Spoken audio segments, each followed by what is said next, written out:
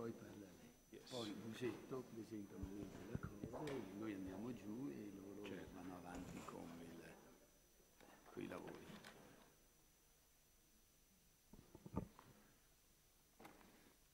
Babette, scusa.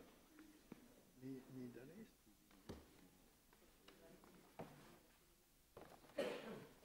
Grazie. Ho fatto il tempo a leggerlo lì. Qualcosa, sì. Vi promettevo di leggere almeno gli altri capitoli.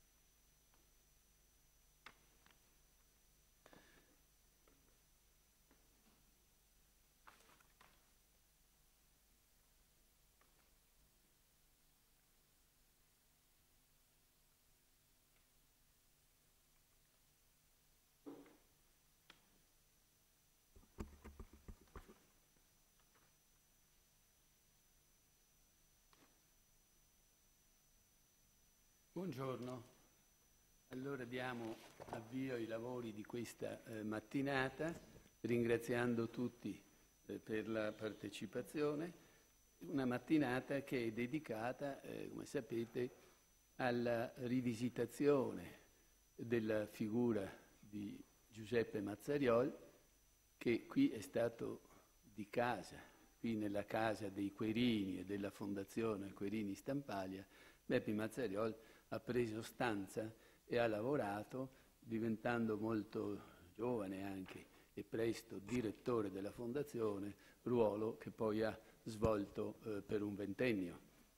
Ed è stato non solo un direttore così importante e a lungo, ma ha anche marcato la fondazione, ha fatto delle scelte strategiche sulla nostra istituzione che l'hanno segnata positivamente e scelte che continuano ancora oggi con naturalmente le evoluzioni, gli aggiornamenti di cui i successori, sia i direttori che gli amministratori, sono stati in grado di fare, ma l'impronta, la data, la Querini del dopoguerra, che gli è stata consegnata agli albori un po' del dopoguerra da Manlio Dazzi, questa impronta l'ha data Beppe Mazzariol. A lui nel tempo abbiamo dedicato vari ricordi, varie occasioni di riflessioni, di rievocazioni, e abbiamo dedicato la sala qui a fianco, la cosiddetta nostra corte coperta, opera di Mario Botta, come di Mario Botta questo auditorium e molti altri interventi realizzati nel corso degli ultimi 2 decenni qui. Abbiamo dedicato la sala a Beppe Mazzariol, una delle sale più importanti, perché gli abbiamo riconosciuto questo ruolo particolarmente importante nella vita della nostra fondazione. 5 anni fa, nel 20° della sua scomparsa, c'è stato qui un evento di commemorazione, di ricordo, cui hanno partecipato alcuni testimoni che l'hanno conosciuto personalmente, che hanno dato dei contributi molto qualificati, da Cacciari a Costa, ad altri che hanno avuto modo di lavorare o di conoscerlo, di lavorare con lui o di conoscerlo. E però abbiamo anche dato il via allora a un progetto di ricerca che si conclude oggi, che oggi viene presentato in questa occasione, che è durato 5 anni, curato da Giorgio Busetto, che è affidato a una schiera di ricercatori delle nostre università, coordinati da 3 coordinatori, da 3 capofila, che sono Giovanni Bianchi, Maura Manzelle e Luca Pes, e che hanno avviato proprio una ricerca di tipo scientifico sull'opera, la figura di Beppe Mazzariol. Secondo quelle che sono state individuate le tre sfaccettature del poliedro, tre facce del poliedro che ravvisiamo nella sua personalità così ricca, così complessa, non esauribile, con un approccio unico. Ecco. E sono, queste tre facce sono la politica, ed è la passione politica di Beppe Mazzarioli, l'impegno anche militante nella vita politica, l'arte, che era in fondo il suo mestiere, la sua professione, anche formalmente, oltre che sostanzialmente, lui era professore di arte, e l'architettura, che era l'altra grande passione.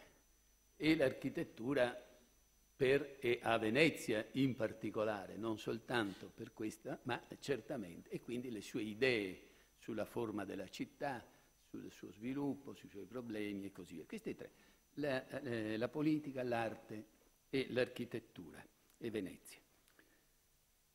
Queste ricerche sono oggi condensate in un volume che viene oggi presentato, e quindi lascio alla lettura poi le valutazioni, le considerazioni.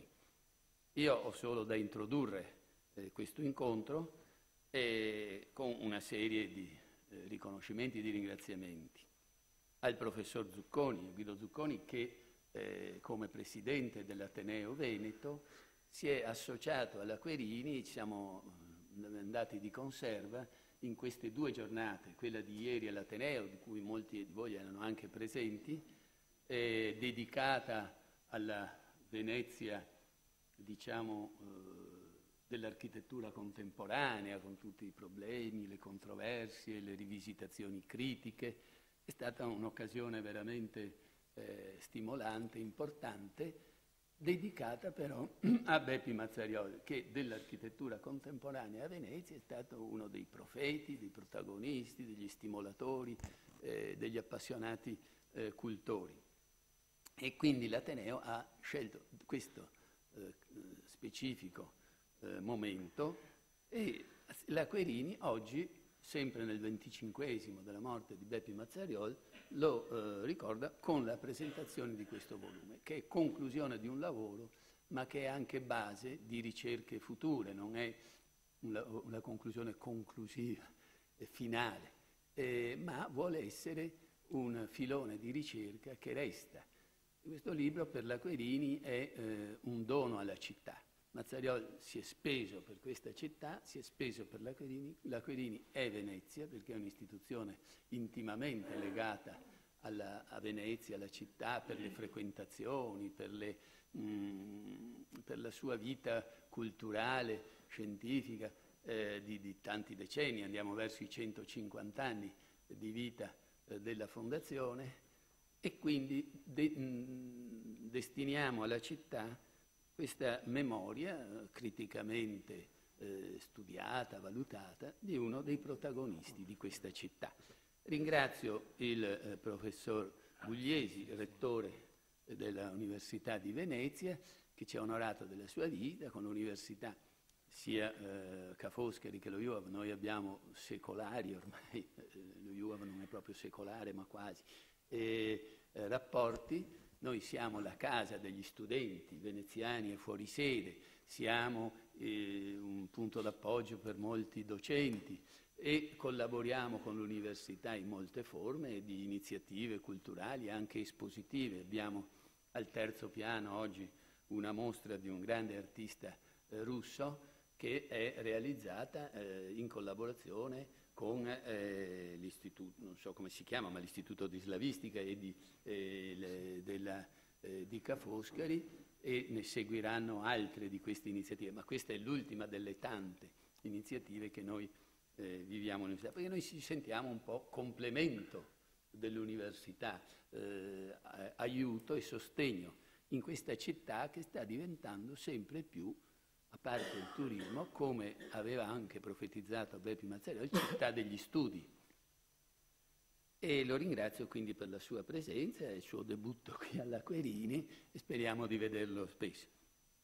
Desidero poi ringraziare i relatori che si avvicenderanno a questo tavolo, anzitutto Michela Agazzi, che è un po' cultrice della figura di Bepi Mazzariol, che coordinerà gli altri relatori che qui si avvicenderanno, e tutti i ricercatori che hanno contribuito alla realizzazione del volume, che hanno scritto i vari capitoli di questo volume.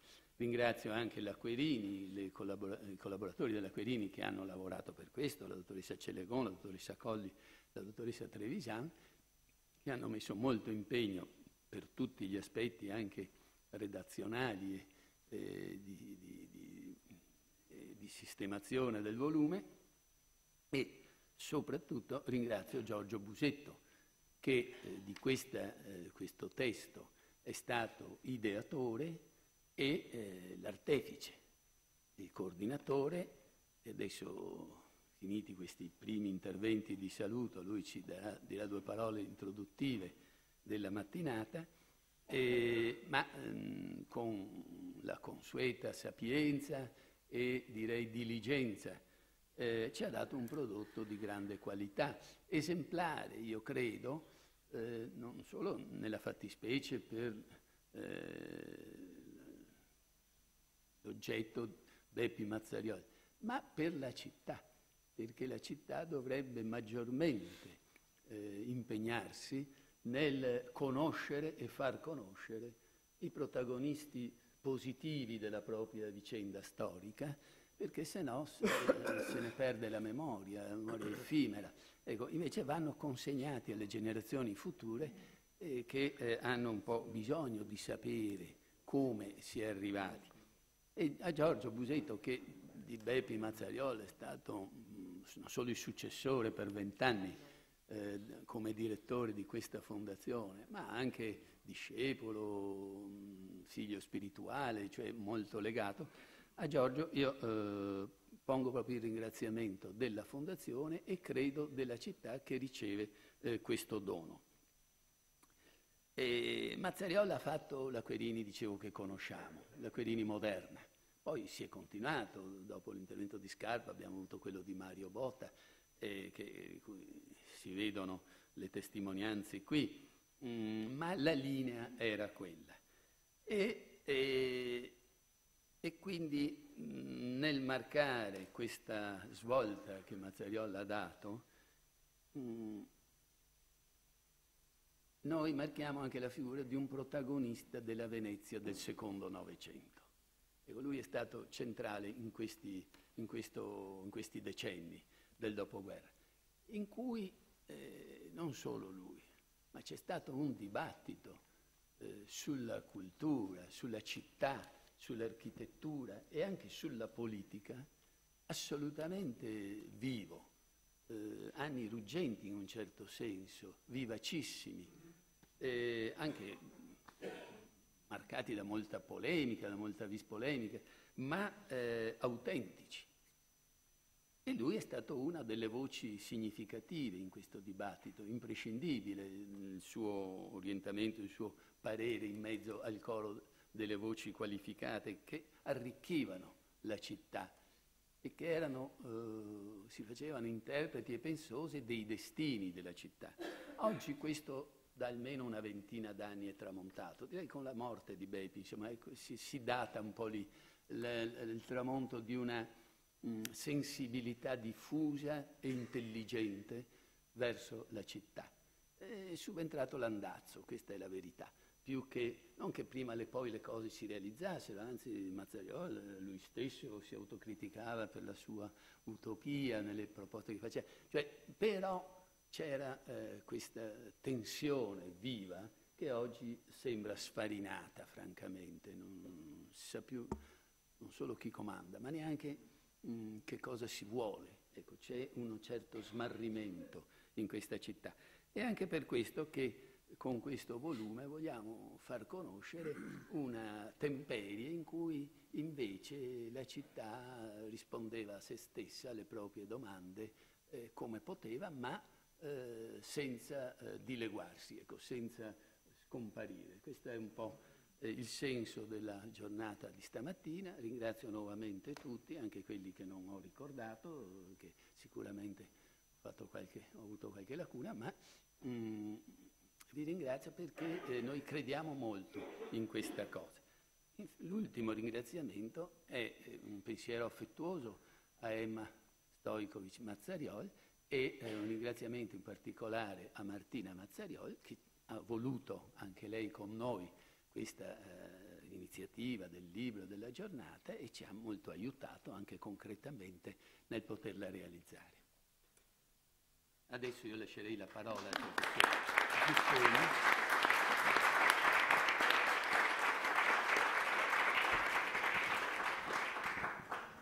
Ma molto brevemente, perché il tempo è poco, gli interventi sono tanti, voglio anch'io ringraziare il Presidente e la Querini Stampaglia in generale per questa iniziativa congiunta che credo abbia un valore in più, nel senso che credo che dobbiamo altre volte, in altre occasioni, procedere lungo questa strada e fare, come si diceva una volta, sistema. Ieri abbiamo parlato dell'architettura, abbiamo fatto parlare i testimoni, quelli che hanno avuto modo di testimoniare direttamente, sono uscite molte indicazioni, sono uscite molte osservazioni, credo che ci illuminano sul modo con il quale dobbiamo guardare all'opera di Mazzariol, ma vorrei ricordare questa idea che è venuta fuori tra le tante definizioni, la definizione che è stata data da Mario Bott di sacerdote dell'architettura, più che promotore, cioè lui fu l'officiante rispetto ad una serie di progetti innovativi che volevano fare di Venezia una città importante nel panorama internazionale, dandole quel ruolo che Venezia in realtà non è mai riuscita ad avere. C'è stata vicina, c'è vicina, ma manca sempre l'ultimo miglio per arrivare ad essere un riferimento importante nel mondo dell'architettura contemporanea. Quindi saluto con piacere questa iniziativa, l'iniziativa del libro, della ricerca che si conclude con il libro. Ho cominciato a sfogliarlo, lo leggerò con grande attenzione e prendendo l'invito del Presidente speriamo che questo sia il primo passo di una serie di iniziative dedicate non soltanto alla memoria di Giuseppe Mazzariol ma anche al ricordo di anni fecondi, anni importanti per la vita di questa città. Grazie.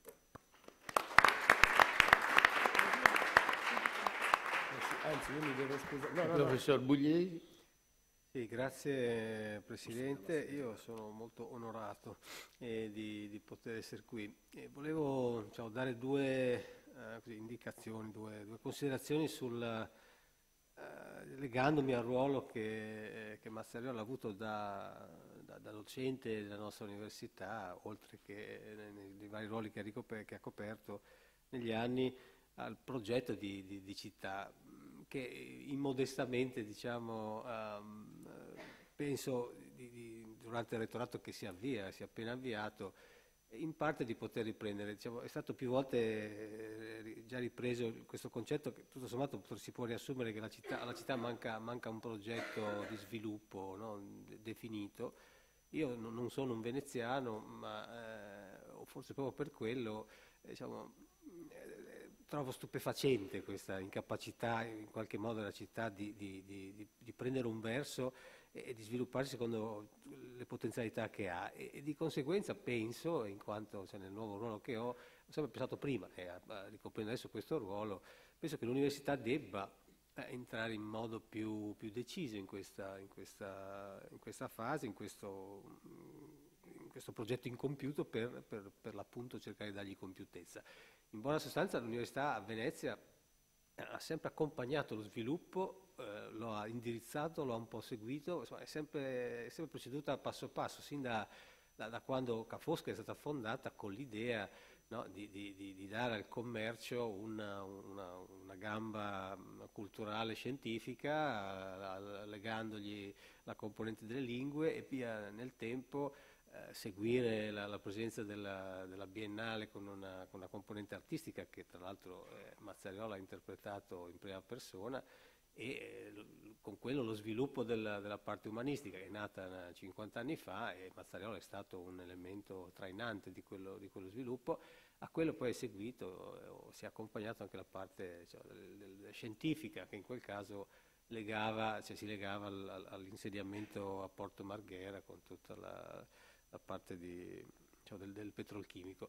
Sempre in sostanza l'università è stata chiamata o si è candidata a seguire i processi, però diciamo, in qualche modo mancando di riuscire a indirizzarli in modo deciso. Io penso che soprattutto in questo periodo poi, dove c'è un vuoto anche di direzione politica, le università, non sto parlando di Ca' Foscari, il polo universitario cittadino possa diventare e debba tutto sommato assumersi l'onore e l'onere di partecipare in modo come attore principale, come un potere positivo che insieme agli altri elementi del mondo produttivo, imprenditoriale e culturale possa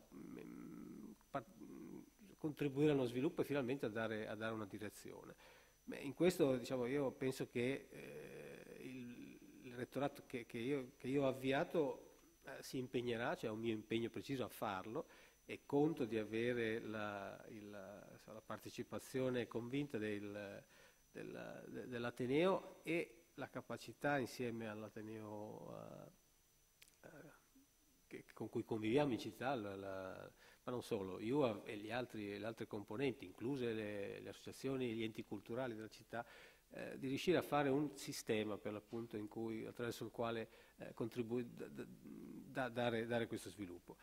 Dico brevemente due parole su come, che cosa stiamo facendo e qual è l'avvio delle varie attività. Da un lato io credo che diciamo, da Ca' Foscari o a Ca' Foscari possiamo e dobbiamo continuare a incidere su quella che è una delle caratteristiche della nostra università, che è riuscire a porci all'incrocio delle discipline che ci connotano tradizionalmente, le lettere, la cultura, l'economia, le lingue e le scienze, per far leva sull'incrocio di queste discipline in una sintesi nuova che oramai è chiamata, è richiesta ed è sollecitata da più parti, perché con questa nuova sintesi uno riesce ad affrontare i problemi in modo innovativo, dando risposte adeguate ai tempi e alla complessità dei problemi che si avviano. Questo anche banalmente nello studio di quello che c'è, nello studio dei fenomeni esistenti, la capacità di intercettare, per esempio, di governare il turismo, che è una necessità evidente a tutti, riesce o può essere esitata in modo più compiuto, capendone le varie sfaccettature e incrociando le soluzioni a diversi problemi urbanistici, di indirizzo culturale, di capacità di far leva sul turismo come elemento di sviluppo e non solo di consumo della città, compenetrando tutti gli elementi e riuscendo a trovare soluzioni che finalmente trovino un equilibrio compatibile con la vita della città. In questo incrocio di discipline c'è un elemento che diciamo per Venezia è quasi naturale, che è stato poco sfruttato, che è la capacità di far leva sulle tecnologie lievi, no? La parte digitale, l'agenda digitale italiana, europea e regionale è un elemento su cui la nostra università e diciamo in generale lo sviluppo della città può far leva. Cioè, sfruttare e enfatizzare l'intensità del nostro sforzo nei servizi digitali, sia per le imprese sia per il governo della città, è una cosa naturale e semplice in qualche modo da fare a Venezia, dove la diffusione dell'infrastruttura digitale da un lato sembra difficile, dall'altro è semplice, perché i cavi non serve scavare, si possono mettere in acqua ed è molto più facile infrastrutturalmente fare il deployment di tutta questa rete sulla quale puoi costruire servizi. I tempi sono maturi, tutti lo chiedono, noi dobbiamo solamente farci interpreti di questo e assistere i processi e indirizzarlo, e lo stiamo facendo. questo diciamo, è un po' parte anche del mio background culturale, ma è un elemento che diciamo, incrocia, riprende una componente tecnologica di sviluppo e la può incrociare con l'elemento culturale che caratterizza questa città. Le digital humanities cosiddette sono un campo di ricerca, ma non solo, sono un campo in cui si riuscirà e che si potrà utilizzare per valorizzare l'elemento culturale in modo nuovo, anche a favore di una gestione dei flussi turistici più matura e più controllata. C'è poi la necessità da parte della città dell'università, della nostra università, di legarci per l'appunto agli altri enti culturali. Venezia è così, un luogo così magico per un'università che non può non essere sfruttata a pieno. Il fatto di essere a Venezia ci porta persone da tutto il mondo naturalmente, vengono perché vengono a Venezia, e riuscire a utilizzare questo per rendere Venezia una città degli studi, come veniva appena prima ricordato, degli studi internazionali che possano fruire appunto di menti, di un dibattito che si allarga e si apre, è una cosa che noi possiamo sfruttare. Lo possiamo fare però se ci mettiamo in una rete fattiva e di cooperazione con gli enti culturali e scientifici. Mi riferisco all'Accademia, evidentemente il Conservatorio, il CNR, l'ISMAR, UAV, l'Acquerini e tutti gli enti che hanno enormi risorse che noi possiamo condividere, noi possiamo utilizzare per studiare e studiare la città e attrarre personalità in ogni campo che contribuiscano a rendere questa città la città degli studi in un senso internazionale e una dimensione internazionale a cui non possiamo come università sottrarci. Cosa possiamo fare poi di concreto? Cosa stiamo facendo di concreto? Io credo che ci sono 2 o 3 elementi che chiedono disperatamente di essere affrontati dal punto di vista della gestione dello sviluppo. C'è tutta una cultura, c'è tutto uno sviluppo, un ridisegno delle linee di sviluppo della città che deve essere esplorata. Ho parlato più volte in questi mesi con Costa, che osserva in qualche modo, credo molto lucidamente, che possiamo pensare di mettere un tetto al turismo e dire che 22 milioni di turisti sono troppi. Mi pare piuttosto evidente, e decidere qual è la soglia, no? Facciamo che siano 15 milioni le persone, quella che sia, comunque corrisponde a un taglio percentuale del volume di affari della città, e a quel punto però bisognerà anche ragionare sul fatto che calando l'invasione caleranno anche i servizi, e questo a valle di una serie di conseguenze si tradurrà in un depauperamento dell'attività economico-produttiva. Quindi bisogna sostituirla con qualcos'altro, giustamente, osserva, e io credo che ci debbano essere le condizioni per sostituire il turismo con altro. Ci sono elementi di sviluppo che sono in fase di avvio. Uno è il recupero del polo industriale di Porto Marghera, che si inserisce in un contesto più largo della città metropolitana. In quello sviluppo le università non possono non entrare, sia dal punto di vista urbanistico sia dal punto di vista di tutto quello che conseguirà dal punto di vista socio-economico e produttivo. C'è una storia da riscrivere. La facoltà di scienze a Venezia è nata come la facoltà di chimica industriale perché, per un preciso motivo, è diventata qualcosa di diverso che può accompagnare uno sviluppo ben diverso di quell'area, e su quello ci impegneremo per quanto possibile. La stessa cosa vale per l'Arsenale. C'è un dibattito lungo e faticoso in cui però dobbiamo riuscire a intervenire di nuovo le università per ripopolare quel luogo con elementi che riescano a sostenerlo dal punto di vista economico, e quindi riportino, oltre che attività, persone, e quindi di fatto lavoro, facendo leva su quello che l'Arsenale era, che era anche appunto un arsenale, attività artigianale, produttiva in senso stretto. Si può declinare in modo diverso, certamente, si può declinare in termini di nuove tecnologie lievi o sull'ICT, sull'informatica, sul digitale, sui media. legandole alle attività che già lì sono insediate sul lato artistico, oppure sul lato scientifico, economico, degli studi di sostenibilità ambientale che già trovano lì nell'ISMAR e in TETIS alcuni elementi importanti. Stiamo facendo un po' tutto questo, stiamo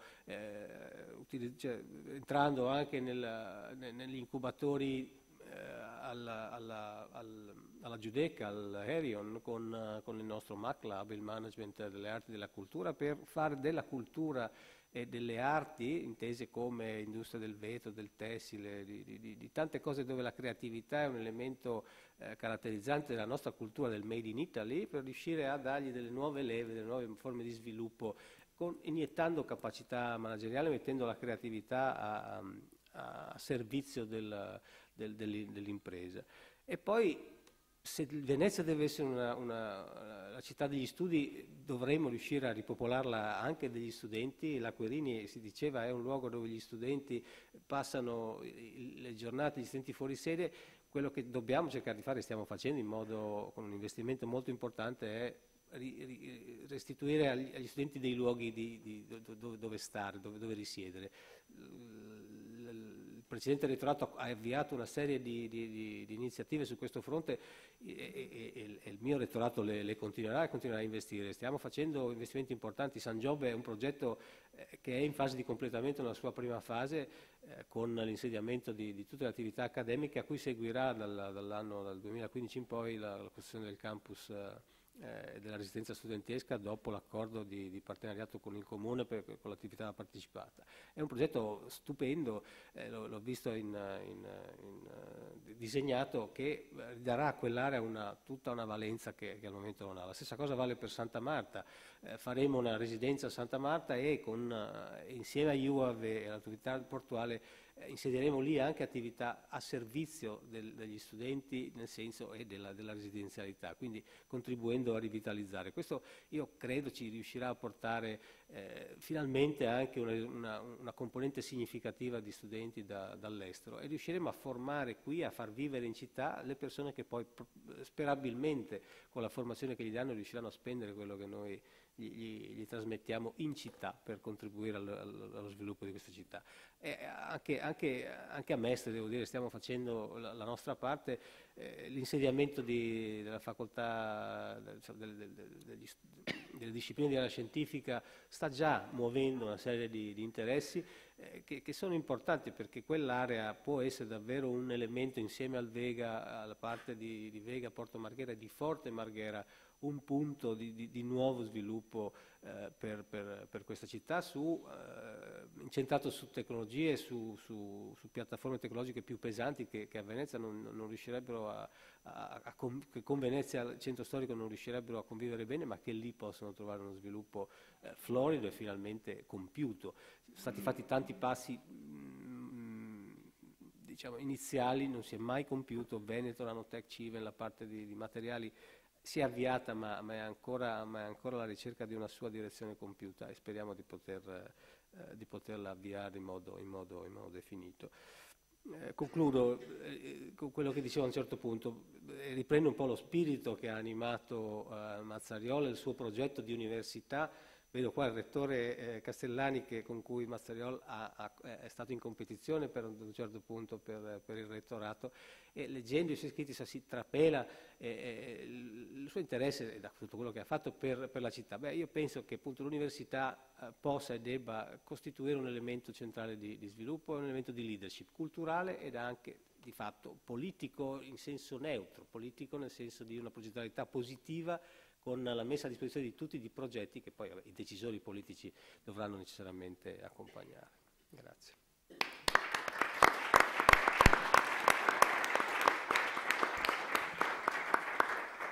Grazie. Giorgio Busetto conclude questa prima fase di presentazione, poi diamo il tavolo e la parola a Michela Gazzi e ai relatori. Sì. Intanto io credo che sia importante quello che ha detto qui oggi il rettore Bugliesi, e le ultimissime parole, quella della leadership che l'università può e vuole incarnare, mi pare sono esattamente quello di cui c'è bisogno oggi, perché di una leadership si sente enormemente la mancanza. Mi pare che questo libro rappresenti un confine, un limes, oltre il quale c'è una terra incognita, e questo è quello che dobbiamo metterci in testa tutti di affrontare. Cioè non è più immaginabile, non è più possibile ripetere il passato. Nemmeno la grammatica generativa della tradizione può essere oggi lo strumento sufficiente per affrontare il futuro.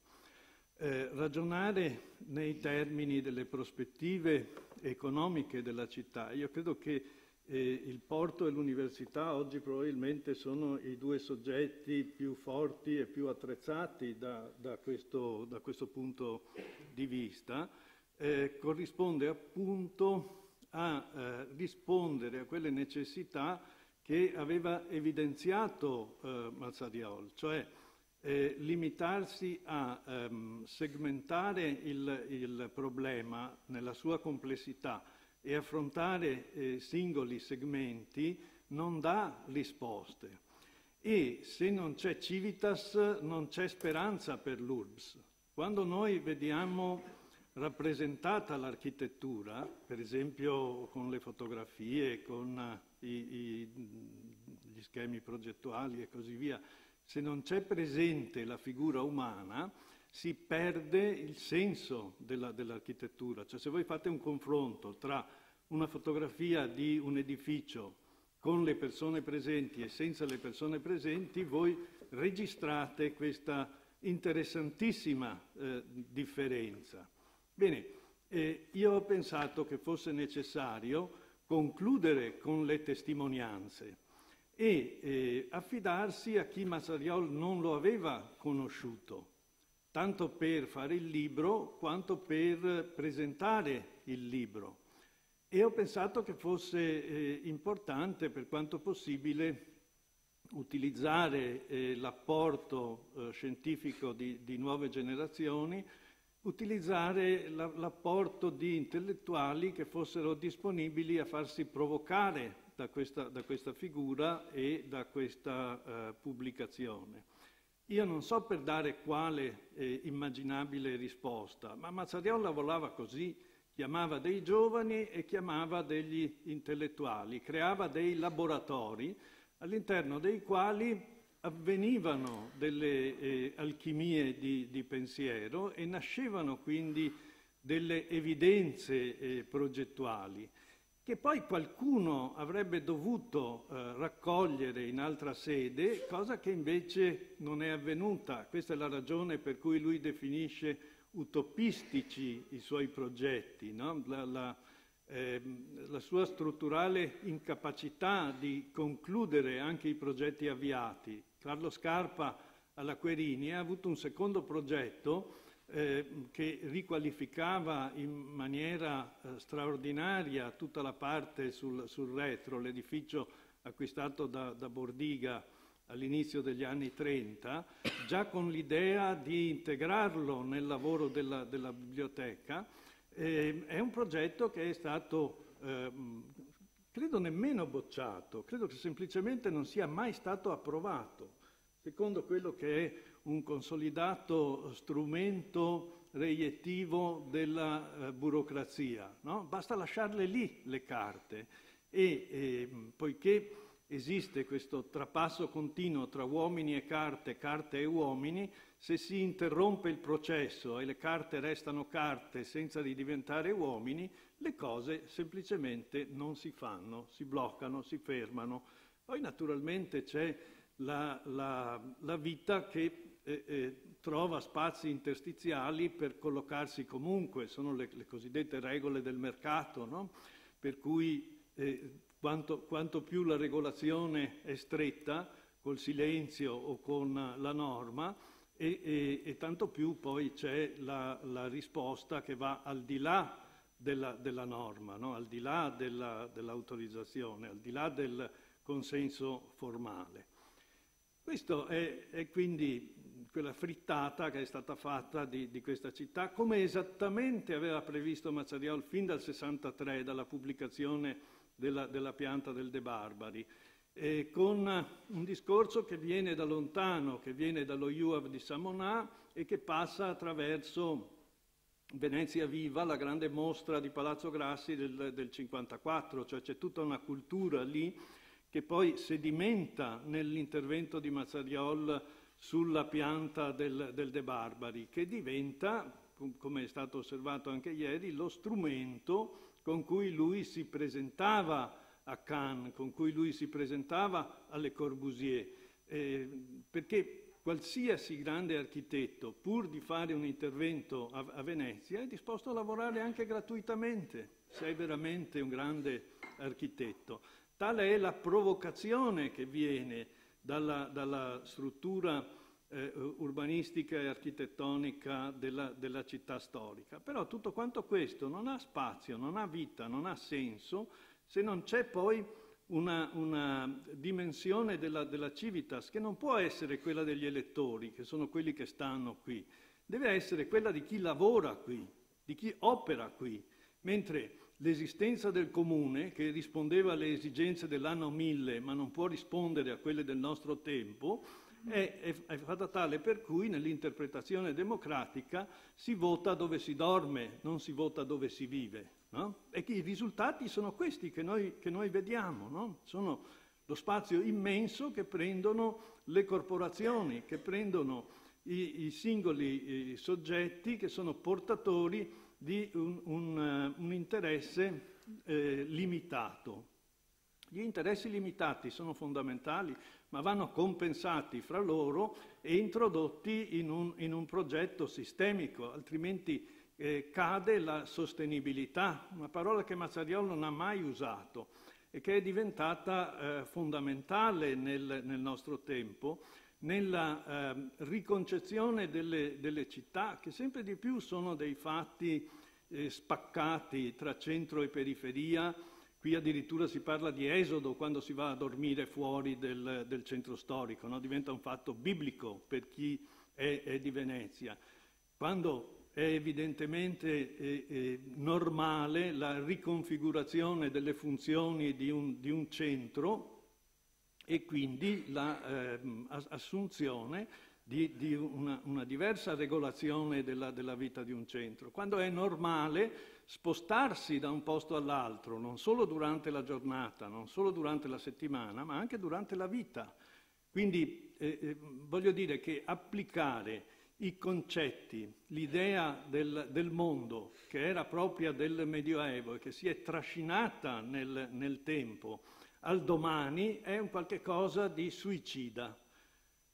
Il fatto che il Medioevo sia sopravvissuto in tantissime forme del nostro pensiero è tanto più forte a Venezia, dove il Medioevo è stato interrotto solamente da Napoleone, generando un'immensa nostalgia, che è diventata la chiave interpretativa di tutta quanta una serie di fenomeni, ed è una chiave interpretativa radicalmente malfondata e quindi che porta con sé un giudizio costantemente improprio. E questa è la ragione fondamentale per cui, secondo me, occorre cambiare il sangue. Quando la peste ha cambiato il sangue a Venezia, la città è rifiorita e questo occorre che avvenga di nuovo. La nuova peste deve essere quello che i veneziani chiamano l'esodo, e la rifondazione della città deve essere affidata a chi lavora nella città, cominciando dagli studenti, che sono una materia prima preziosa e disprezzata, e che invece possono diventare una sostanza di grandissimo interesse per la rinnovazione della città. Allora, con questa operazione che cosa abbiamo fatto? È un'operazione in realtà estremamente semplice. Abbiamo fatto un libro, abbiamo fatto un po' di ricerca, abbiamo cercato di farla per quanto possibile nella maniera dovuta, ma questo però ci richiama anche a una situazione che chiede appunto di andare al di là. Ecco, questo è quello che mi auguro possa in qualche maniera avvenire già stamattina. Mi auguro che possano esserci delle prosecuzioni anche nel solco di questa attività, riproponendo altre figure, altre indagini, altre storie e facendone tesoro per aprire delle riflessioni, non per chiudere le riflessioni. Cosa può nascere da questo? Quali saranno i nuovi elementi di creazione che verranno dopo di questo? Questo è quello che deve interessarci a oggi, no? Questo è il passaggio che vogliamo fare. Quando noi abbiamo realizzato, per esempio, un ambiente come questo in cui sediamo oggi, abbiamo fatto un'operazione appunto di trasformazione rivolta al futuro. Ma cosa può pensare uno che vuole vendere le gondolette e dare un'immagine sempre e solo di cartolina di Venezia, che va dalle 4 stagioni di Vivaldi alla Piazza San Marco, alla gita in gondola e così via. Dico, già i futuristi ci avevano insegnato con il manifesto del 10 che non c'era più spazio per queste cose, e la velocità che loro avevano scoperto ha determinato poi tali radicali trasformazioni per cui o ci si relaziona con questo divenire del mondo in maniera corretta, il che non significa distruggere il passato, ma significa, per conservarlo, operare creativamente sul lascito del passato. O prendiamo queste direzioni, siamo capaci di prenderle, di entrare appunto nella terra incognita, con tutto il coraggio che questo richiede, no? Perché è molto più difficile che non stare con lo zaino del passato fermi, oppure non ha senso niente. Allora anche la lezione di Mazzariol svanisce come acqua nella mano, no? Tutto quanto questo. Ecco, mi pare che avere fatto e volere presentare il libro e presentarlo qui dentro possa prendere questo significato.